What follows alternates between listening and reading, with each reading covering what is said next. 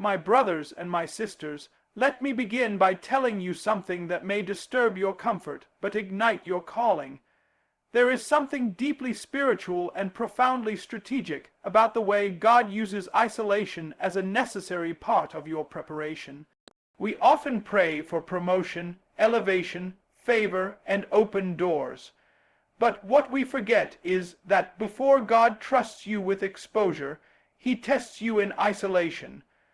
God doesn't elevate public platforms until He first deals with the private foundation. And often that foundation is built in the dark, in the quiet, and in the lonely places that don't make sense to us in the moment. Look throughout Scripture and you'll find a consistent pattern. God hides His greatest weapons.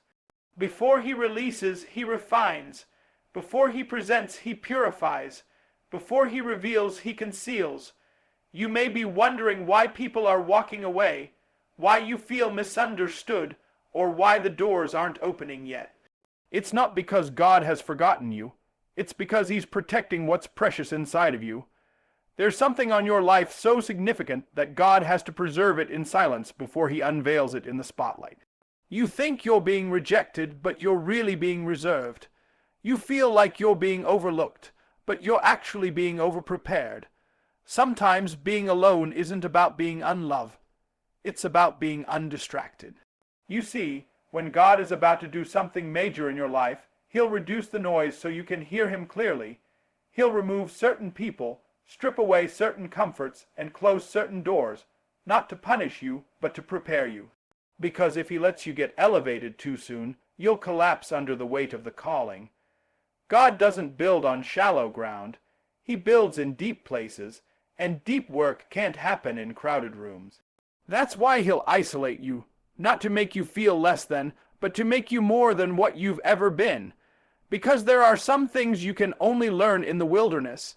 There are some lessons you can only discover when the phone stops ringing, when the invitations dry up, and when the crowd disperses. It's in the isolation that you learn to walk by faith and not by validation. Think about Joseph. He had a dream, a destiny, a divine calling.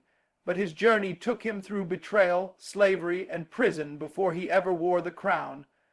God showed him the palace in a vision, but didn't give him the palace right away. Because a dream without discipline becomes a delusion, and discipline is forged in places where no one is watching.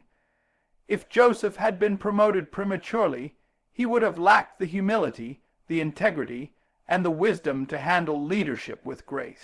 So what did God do? He hid him in prison, in silence, in obscurity, not because Joseph was doing something wrong, but because he was being prepared for something right. There are some of you reading this right now, and you're frustrated with your season of being hidden. But I came to tell you, don't fight the hiding place, don't despise the cave, don't curse the silence. That place is birthing your strength. That season is shaping your character. That loneliness is pushing you closer to God, away from approval and into alignment with your assignment. It's in the isolation that your anointing matures. It's in the wilderness that you stop performing for applause and start pursuing purpose. It's when no one is clapping that you discover what really matters. Because the applause is seasonal, but the anointing is eternal. And God will use isolation to break your addiction to applause. He'll use solitude to silence the noise of comparison. He'll use separation to stretch your spirit and grow your faith. That's why you've been feeling disconnected. That's why you've been crying over who walked away. But let me ask you this. Would you rather keep shallow connections or walk in deep purpose? God's not subtracting to punish you. He's pruning to multiply you, and pruning is painful, but it's also proof that something is growing. The vine doesn't get cut because it's dead. It gets cut because it's productive. So if God has you in a season where He's cutting things off, pulling people away, and pushing you into a solitary space, don't lose heart. That's not rejection. It's refinement. That's not abandonment. It's advancement. You are being positioned for something bigger than you imagined, and when God gets done working in your isolation, when He gets done refining you in the secret place, then he will bring you into visibility. But you'll be different. You won't be desperate for attention. You won't be moved by popularity. You won't crumble when criticized, because you'll be rooted, not in ego, but in purpose. You'll have been forged in the fire and anchored in identity. That's why the next level won't break you. That's why the weight of the calling won't crush you. Don't rush the isolation. Don't fight the silence. God is hiding you now, so he can release you in power later. Elevation is coming, but it always begins in isolation. Stay the course. Let the lonely place shape you, because when the time is right, no devil, no hater, and no delay can stop the doors God will open for you. You're not being buried, you're being planted, and when the roots grow deep, the fruit will show up in due season. Trust the isolation, because it's working for your elevation. Absolutely. Here's an 800-word motivational and educational expansion of the second keynote. You're not designed to blend in. You're built to stand out. Written in the powerful voice and teaching style of T.D. Jakes, without headings or an intro. You were never meant to blend in. God didn't craft you, shape you, and breathe destiny into you just so you could camouflage yourself in the background of life. Everything about you, your mind, your perspective, your gifts, your pain, your passion, it was engineered to stand out. You keep trying to shrink to fit into places that God never told you to be comfortable in. But your discomfort is not a curse, it's a compass. It's pointing you away from where you don't belong. Some of you are frustrated right now because no matter how much you try to conform, you still feel like an outsider, and the reason is simple. Conformity is incompatible with your calling. You can't fit into something you were never made for. Like oil in water, no matter how much you stir, no matter how long you wait, it rises back up. And you, my friend, are designed to rise. You weren't made to sit still in average, to settle into mediocrity, to copy the customs of the culture. There's something uncommon in you. That's why you can't just settle. When God made you, he didn't consult trends. He didn't call a committee. He didn't ask permission. He deposited something original in your spirit, something sacred, something significant. And now, here you are, trying to hide that gift just to make insecure people comfortable around you. You're toning down your brilliance, dumbing down your voice, and minimizing your presence. All so you can fit in a place you've outgrown spiritually. But let me ask you, what are you losing by trying to be accepted? How much of your identity are you sacrificing for their approval? You cannot carry greatness and crave normal at the same time. You will either live chosen or die average. That's the decision. There is a cost to standing out, but there is also a cost to fitting in, and the cost of fitting in is your destiny. You can fake being part of the crowd, but you'll never find peace there. That inner agitation you feel, that spiritual restlessness that something's missing, feeling, it's your soul telling you that you weren't born for imitation. You were born for impact. Ask David. He was a shepherd boy on the backside of a field while his brothers were dressed for battle. But when Goliath showed up, Saul tried to make David fit in by handing him armor that wasn't made for him, and David had the wisdom to take it off.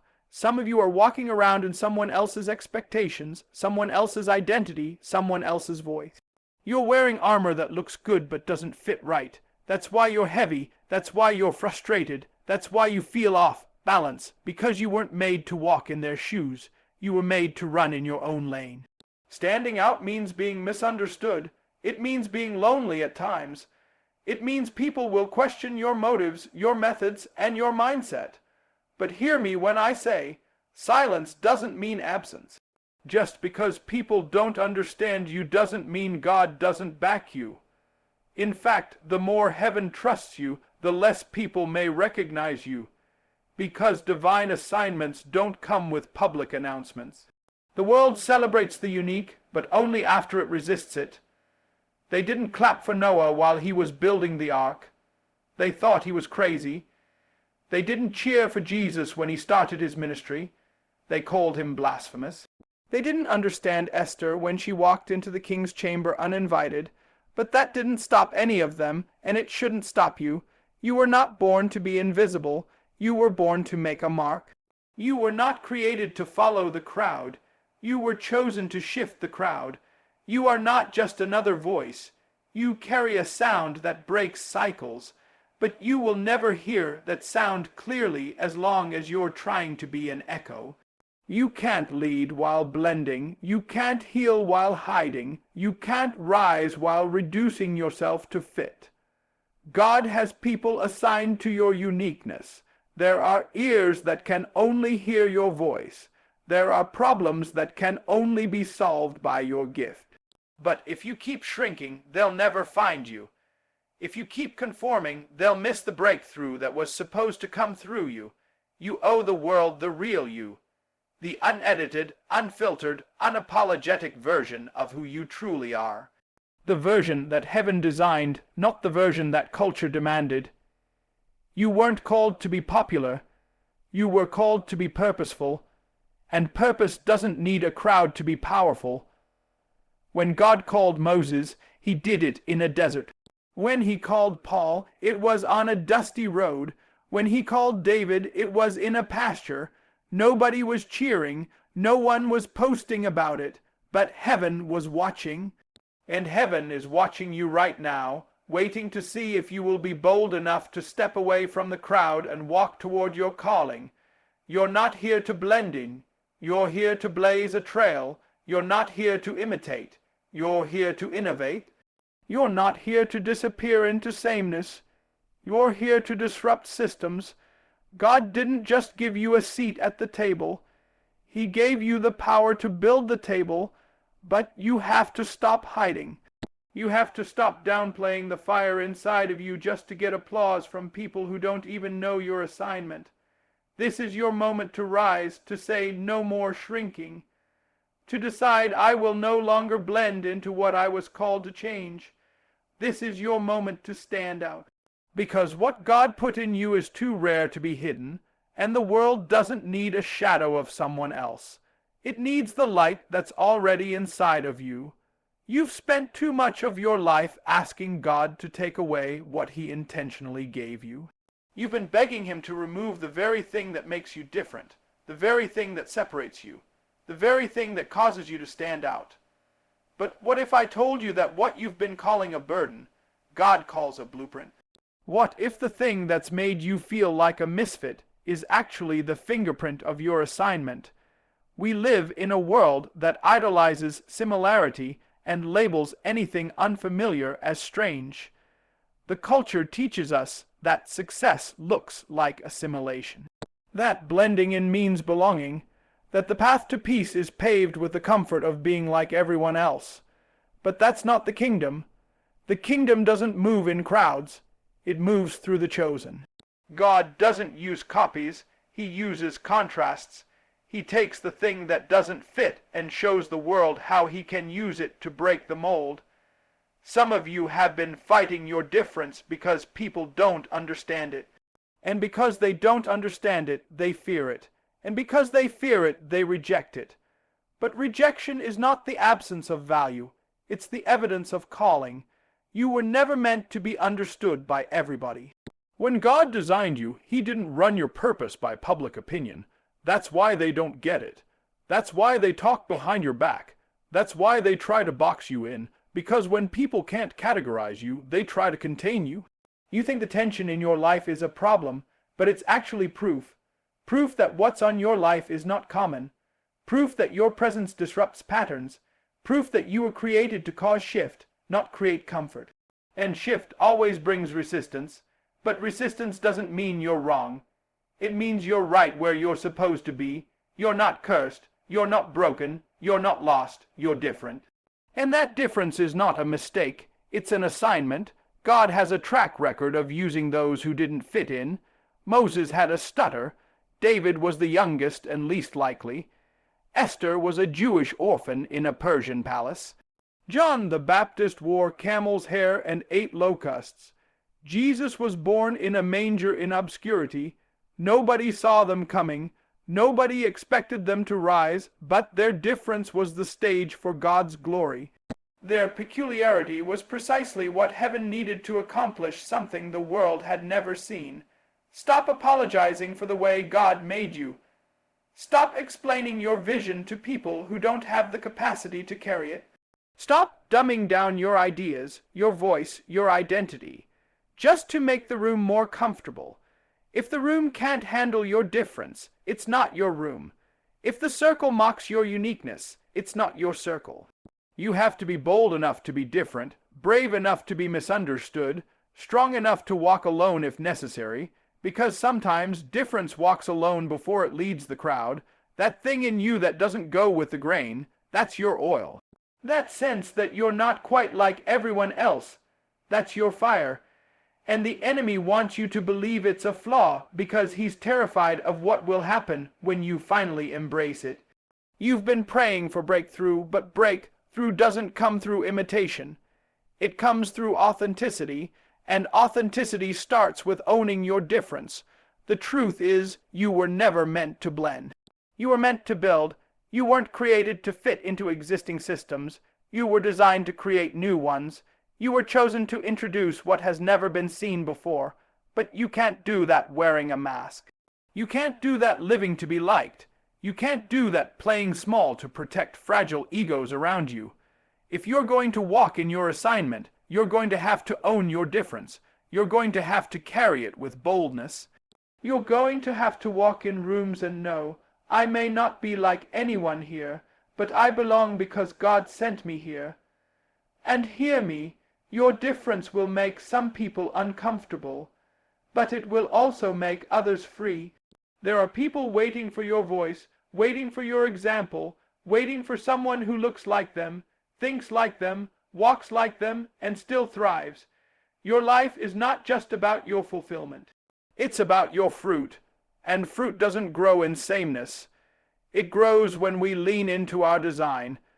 Don't curse what God is using to cultivate you. That awkwardness you feel, that's alignment being born. That loneliness, that's focus being sharpened. That frustration, that's destiny knocking. God is stretching you into your difference because your next season requires the real you, not the manufactured, polished version you created to survive. Your survival self has expired. It's time for your purpose self to emerge. So hold your head high. Walk in rooms with boldness. Speak when others are silent. Believe even when you stand alone, because you're not cursed. You're not broken. You're not too much. You're just on assignment. And the more you embrace what makes you different, the more God will use it to make a difference in the world. You weren't called to copy. You were created to stand out, and when you walk boldly in your difference, you give others permission to rise in theirs. There's something dangerously deceptive about the need to fit in. On the surface, it looks like unity. It sounds like wisdom. It feels like peace. But if you're not careful, that desire to blend in can become a silent assassin of your identity. When you prioritize acceptance over authenticity, you slowly starve your purpose while feeding your insecurities. You lose the fire of who you really are just to be tolerated by people who don't even see your value. Some of you are exhausted, and not because you're lazy or weak, but because you've been performing in spaces where your presence was never supposed to conform. You've been carrying the weight of pretending, shrinking your light to make someone else shine. You've been modifying your voice second, guessing your ideas, diluting your greatness. Also, you can sit comfortably in rooms you were actually called to disrupt. Let me tell you, God didn't create you to seek comfort. He created you to live on assignment, and when you have an assignment, it comes with a distinction. That distinction will make you stand out. It will draw attention. It will cause tension. But what you must understand is that tension isn't a sign you're doing something wrong. It's a sign you're walking in something right. The discomfort of standing out is often the doorway to purpose. And purpose doesn't grow where comfort reigns. Fitting in is a short-term fix for a long-term identity crisis. It gives you a temporary feeling of inclusion, but at the cost of long-term purpose. It soothes your need to be liked, but strips away your uniqueness one compromise at a time. You become accepted by them, but abandoned by yourself. You begin to live a version of life that looks good on the outside but feels hollow in your spirit. And eventually you find yourself surrounded by people but suffocating in silence. You see, when you fit in, you're usually feeding a version of yourself that was built to survive, not the version that was born to thrive. You were taught to be agreeable so you wouldn't get hurt. You were taught to be small so you wouldn't intimidate. You were taught to be quiet so you wouldn't be rejected. But now here you are with a giant inside of you trying to squeeze into a space made for puppets. No wonder you're anxious. No wonder you're frustrated. You were never designed to blend into what you were called to transform. There is power in standing out, because standing out says, I know who I am, even if you don't get it. Standing out says, I value my purpose more than your approval. Standing out says, I'm not here to match the moment, I'm here to move it. You weren't sent into the earth to be average. You were sent to be an answer, and answers don't fit into every question. They redefine the problem. You have to be willing to let insecurity die so your purpose can live, because purpose and insecurity cannot sit on the same throne. One will always dethrone the other. If insecurity rules, you'll constantly question yourself. Should I say this? Should I do this? What will they think of me? But when purpose rules, you'll walk boldly, even if your knees are shaking. You'll speak truth, even if your voice trembles. You'll stand up, even if you have to do it alone. This is where the battle really is. It's not out there, it's in here, it's in your heart, it's in your mind. It's in the fight between who you were trained to be and who you were called to be. You were trained to be polite and pleasing, but you were called to be powerful and prophetic. You were trained to blend in, but you were called to break chains, and the longer you try to make both work, the more torn you'll feel. God doesn't anoint masks. He anoints authenticity. He blesses what's real. And if you ever want to see the fullness of His power in your life, you have to stop editing yourself for other people's comfort. You've got to stop apologizing for your boldness, your brilliance, your divine difference. Stop trying to get everybody to like you. You're not ice cream. You're not here to please the crowd. You're here to fulfill the call. When you stop trying to fit in, you'll start finding alignment. The right people, the right doors, the right moments will begin to open, not because you chased them, but because you became who you were meant to be. Authenticity attracts divine opportunity. When you own your uniqueness, heaven aligns with earth, and purpose begins to manifest in powerful, undeniable ways. I know standing out isn't easy. It can be lonely. It can be scary. But what's scarier is getting to the end of your life and realizing you lived as a shadow when you were called to shine, that you sacrificed your assignment on the altar of other people's opinions, that you gave up destiny just to be liked. That's not the life you were made for. That's not the legacy God designed for you. So stop feeding your insecurity. Stop watering the weeds of doubt. Stand tall, speak loud, move boldly, and walk fully in the skin God gave you. Because when you stand out, you light the way for others who have been hiding in the dark. You're not here to fit in. You're here to ignite something. You're here to lead. You're here to change the game. You're here to stand out, and heaven is counting on you to do it. When God formed you, He wasn't recycling. He wasn't duplicating what already existed. He wasn't scanning the crowd to find a pattern to mimic. He was crafting something the earth had never seen before. You are not a rerun, a remix, or a replica. You are a revelation. You are a divine original, breathed into existence by the creative genius of a limitless God. Every fingerprint on your hand, every strand of hair on your head, every detail of your personality and your perspective was intentionally designed by heaven. You weren't mass-produced, you were hand-crafted. And because of that, you carry something that no one else does. You carry a message, a movement, a mission that no one else is equipped to deliver. But the danger comes when we try to exchange our originality for acceptance. When we trade the weight of our authenticity for the convenience of imitation. When we try to emulate someone else's gift, we end up abandoning our own. And in doing so, We rob the world of the very thing we were created to bring. Too many people are living as echoes when they were called to be voices. They scroll through their feeds, compare their reflections to someone else's highlight reel, and begin to believe the lie that being different means being defective. So they start copying personalities. They start mimicking someone else's strategy. They try to fit into trends that weren't made for them, and before long, they've lost the sound of their own soul.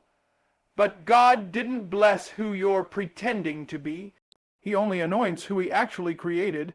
Heaven doesn't back impersonation, it backs intention. The oil flows where the assignment is, and the assignment is tied to your authentic self.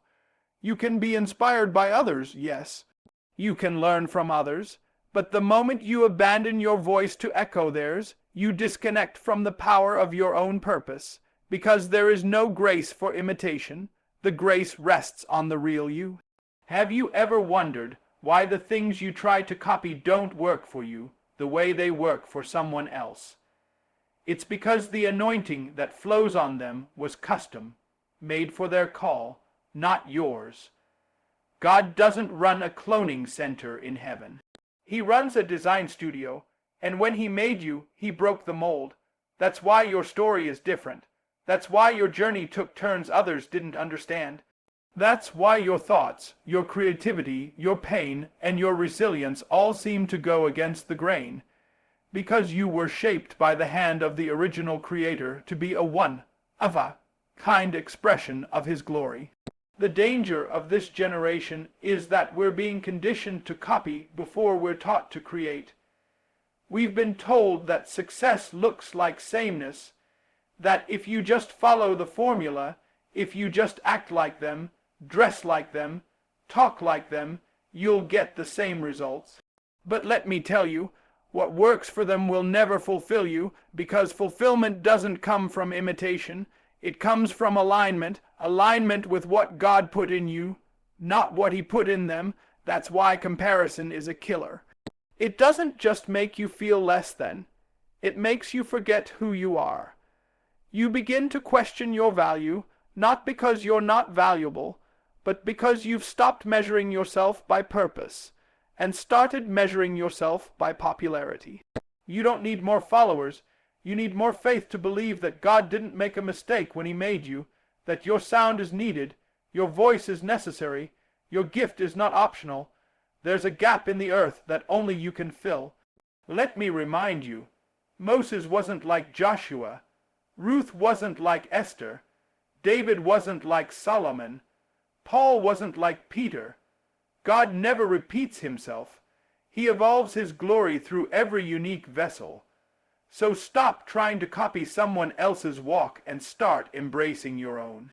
It may look unusual, it may feel uncomfortable, it may even seem lonely, but trust me, originals are never common, they are rare, and what's rare is always valuable.